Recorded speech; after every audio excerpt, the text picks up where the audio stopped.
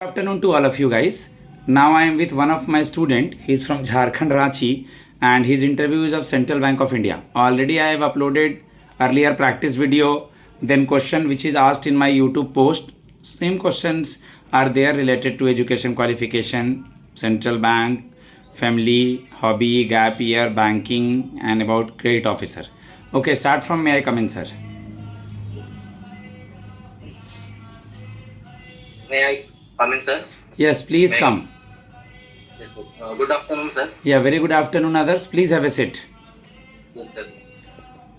Uh, Thank you so Adarsh much, sir. सबसे पहले आप मुझे ये बताइए कि सेंट्रल बैंक ऑफ इंडिया में क्रेडिट ऑफिसर का वर्क प्रोफाइल क्या होता है? Okay sir, central bank of India में क्रेडिट ऑफिसर का ये काम होगा कि जितने भी लोन एप्लीकेशंस आएंगे कस्टमर्स के उनको उसको प्रॉपर्ली एसेस करना और क्रेडिट अप्रेजल प्रोसेस को के तहत 5 C's को चेक करते हुए उनके क्रेडिट वर्दीनेस को चेक करना और उसके बाद इस चीज़ पे पहुंचना है कि उसके लोन को अप्रूव करना है या फिर उनके लोन को कैंसिल करना है, रिजेक्ट करना है। ओके, क्रेडिट वर्दीनेस क्या होता है? सर, क्रेडिट वर्दीनेस बेसिकली होता है कि जो भी लोन लेने आ रहा है उसके बारे में चेक करना कि वो क्रेडिट लेने के वर्दी है कि नहीं, लाइक वो रिपे कर पाएगा कि नहीं, उसका पास्ट का कैसा हिस्ट्री है, करंट कैसा सिचुएशन है, इन सब चीज़ों को ध्यान में रखते हुए हम लोग क्रेडिट वर्दीनेस को एनालाइज करेंगे। ओके, आप बीकॉम के स्टूडेंट हैं, किस ईयर में अपना ग्रेजुएशन पूरा किया? सर, 2019 में सर। ओके, अभी आपने 5C बोला, क्या होता है ये बैंकिंग या फिनेंस के प्रोस्पेक्ट से? सर, 5 C's का मतलब होता है, फर्स्ट सी जो होता है उसका मतलब होता है कैरेक्टर, सेकेंड सी का मतलब होता है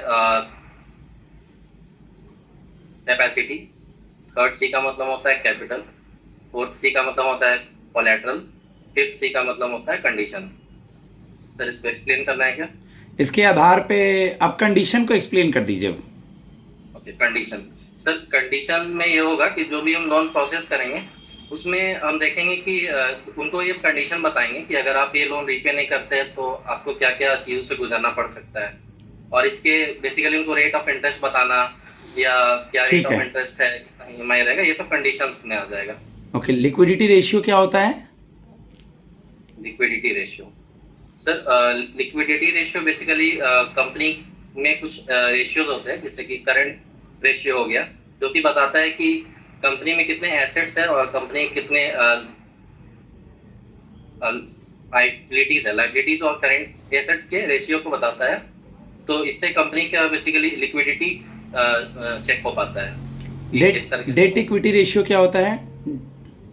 debt equity ratio, sir, debt equity ratio basically solvency ratio का पार्ट है और इसमें हम लोग कंपनी की कितने भी जो भी डेट है वो देखते हैं और कितना उनका इक्विटी है, तो इसके बेसिकली जो रेशियो होता है उसको हम लोग डेट इक्विटी रेशियो कहते हैं, और ये ज़्यादा अगर होता है तो कंपनी के लिए नुकसानदायक है और कम होता है तो कंपनी के लिए बेस्ट है। ओके, बैलेंस शीट में मशीनरी में डिप्रिसिएशन हुआ अगर, तो कितने तरह का डिप्रिसिएशन होता है? मेथड्स। ओके ओके सर, जो डिप्रिसिएशन का मेथड है वो बेसिकली 2 मेथड है।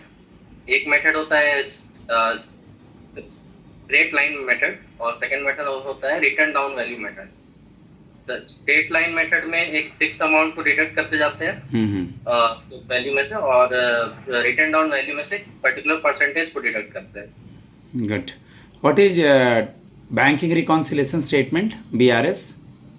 Okay sir, bank reconciliation statement वो होता है, कभी कभी कुछ ऐसे ट्रांजैक्शंस हो जाते हैं जो कि बैंक में लाइक अलग हो गए हैं और हमारे बुक्स में अलग हो गए हैं, तो उसको बेसिकली मैच करने के जो प्रोसेस होता है उसको हम लोग बैंक रिकॉन्सिलिएशन स्टेटमेंट कहते हैं। ठीक है। बैलेंस शीट में बिल्स पेबल और क्रेडिटर्स ये सब किधर आएगा? Bills payable and creditor, sir, ये लायबिलिटी साइड में आएगा। सर, लायबिलिटी साइड में आएगा। ओके, आपको पता है ये पोस्टेबल जॉब है, आपकी पोस्टिंग ऑल ओवर इंडिया में कहीं भी होगी, तो आप कैसे मैनेज करेंगे? How will you manage? Yes sir, जब मैंने बैंक का ये नोटिफिकेशन चेक किया था तो उसमें ये चीज़ मेंशन था ऑलरेडी और उसके बाद ही मैंने फॉर्म फिलअप भी किया था ये चीज़ को ध्यान में रखते हुए। और मुझे लगता है कि किसी भी स्टेट में अगर मेरा हो तो मैं वहाँ इजीली अडेप्ट हो जाऊँगा, क्योंकि मेरा जो हॉबी है वो भी इसी से मैच करता है। क्योंकि मुझे नई नई जगह घूमना भी पसंद है, एक्सप्लोरिंग न्यू प्लेसेस मेरा ही हॉबी है। तो मुझे लगता है कि मैं उस जगह को अच्छे से एक्सप्लोर कर लूँगा। और जहाँ तक लैंग्वेज की बात रही, तो किसी भी लैंग्वेज को सीखने में अगर हम 5 to 6 मंथ देते हैं तो इजीली उसको कम्युनिकेबल वर्ड्स, बेसिक जो कीवर्ड्स होते हैं जो कस्टमर्स को यूज़ करने हो, कस्टमर के साथ यूज़ करने हैं हमें, उसको इजीली ग्रैब कर सकता है। तो मुझे नहीं लगता है कि मुझे कोई दिक्कत होगी। ये और मुझे PGDVF का कोर्स आगे जॉब करने में कितना हेल्प करेगा, और आपको क्या क्या इससे बेनिफिट मिलेगा? ओके सर, इस कोर्स को करने से सबसे पहले तो मुझे पर्सनल बेनिफिट ये होगा कि पोस्ट ग्रेजुएशन हो जाएगा मेरा। सेकंड, जो भी मैं इसमें सीखूंगा उसमें काफ़ी सारी चीज़ जो मुझे सिखाए जाएंगे वो बैंकिंग एक्टिविटी से रिलेटेड ही सिखाए जाएंगे। तो उस चीज़ को मैं अच्छे से अगर अप्लाई करूंगा वहाँ पे तो मुझे काफ़ी बेनिफिट होगा। ओके, अभी धन धान्य स्कीम न्यूज़ में था, क्या है वो? सर ये स्कीम है बेसिकली जो इसी मंथ लॉन्च की गई है, जुलाई में। इसमें 36 एग्रीकल्चर स्कीम्स को मर्ज करके एक स्कीम लाया गया है। इसका मेंशन बजट में भी किया गया था। बजट में किया गया था, और गुड। इसका जो आउटले है वो 24,000 है। इसमें इसका जो मेन मोटिव है कि जो भी क्रॉप्स है लाइक उनको अलग अलग क्रॉप्स को डाइवर्सिफाई करके ग्रो किया जाए, प्लस जो इरिगेशन फैसिलिटीज है उसको स्ट्रॉन्ग किया जाए, क्रेडिट की जो रिक्वायरमेंट होती है फार्मर्स को उसको अच्छे से और इम्प्रूव किया जाए। तो इन सब चीज़ों पे फोकस करके इस स्कीम को बेसिकली कंपाइल किया गया है। झारखंड कब अलग हुआ बिहार से? सर 2000 में सर, 15 नवंबर 2000 को अलग हुआ, किसके बर्थडे पे? 15 नवंबर 2000। सर उस दिन सर क्या श्री बिरसा मुंडा का उस दिन जी बिल्कुल, बिरसा मुंडा का बर्थडे होता है 15 नवंबर को, और हम लोग 15 नवंबर को ही गौरव जनजातीय दिवस मनाते हैं। हाँ सर, झारखंड फाउंडेशन डे भी। झारखंड फाउंडेशन डे, इस दिन झारखंड जो है बिहार से सन 15 नवंबर 2000 ईस्वी को अलग हुआ था। Yes okay, coal capital of India किसे कहते हैं? सर, कोल कैपिटल हम लोग बोलते हैं झरिया को सर, जो कि धनबाद में है। धनबाद, धनबाद को बोलेंगे, हाँ, कोल कैपिटल ऑफ इंडिया धनबाद है। धनबाद में है सर। ठीक वो है, पर्टिकुलर एरिया सर झरिया, इसलिए मैंने समझा। Good, very good. आप मुझे ये बता दें, अभी झारखंड में CM और गवर्नर कौन है? ओके सर, पीएम की बात करें तो ऑनरेबल मिस्टर हेमंत सोरेन जी है, और गवर्नर की बात करें तो ऑनरेबल मिस्टर संतोष गंगवार जी है। संतोष गंगवार जी। हमारे लॉ मिनिस्टर कौन है? आज के अखबार में भी फ्रंट पेज पे उनका नाम छपा है। यस सर, उनका name honourable mister Arjun Ram Meghwal ji, Meghwal. Arjun Ram Meghwal ji है। हमारे चीफ जस्टिस ऑफ इंडिया कौन है? सर चीफ जस्टिस है ऑनरेबल जस्टिस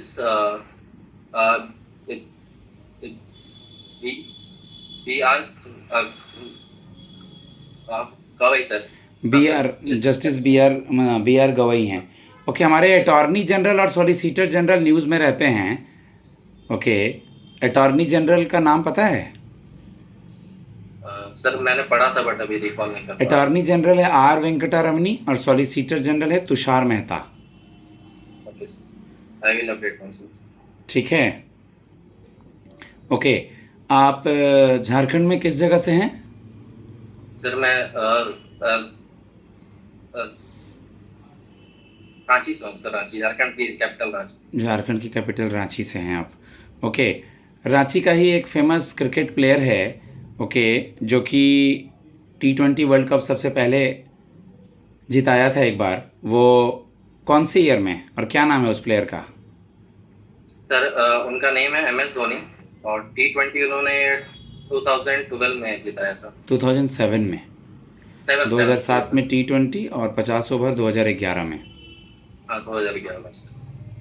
ओके, आप मुझे ये बता दीजिए कि सेंट्रल बैंक ऑफ इंडिया का जो लोगो है वो क्या बताता है, और इसका हेडक्वार्टर कहाँ है, और चेयरमैन कौन है? Okay sir, first of all इसका जो लोगो है वो बेसिकली एक स्क्वायर है, जो स्क्वायर एक इंटरलिंकिंग बताता है मैन और इंडस्ट्री के बीच में और नेशन ऑफ फाइनेंस के बीच में। तो एक तो लोगो ये हो गया सर, और इसका टैगलाइन की बात करें तो सेंट्रल टू यू सिंस 1911 है। और इसके जो प्रेजेंट एमडी एंड सीईओ है उनका नाम है सॉरी सर, मैंने पढ़ा था बट अभी उनका नेम मेरे को याद नहीं हो रहा है, मैं अपडेट कर लूँगा।